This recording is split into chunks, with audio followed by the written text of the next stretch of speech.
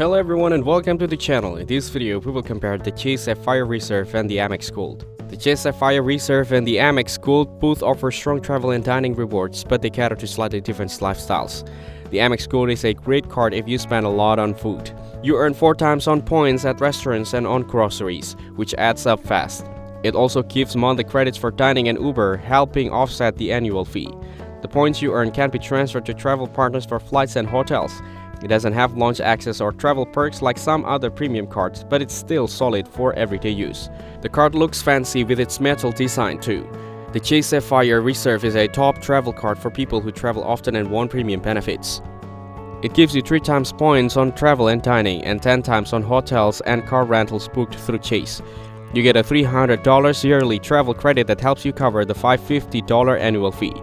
Points are worth 50% more when used through Chase Unlimited Rewards, and you can transfer them to airline and hotel partners. The card also gives you priority pass launch access at the airport.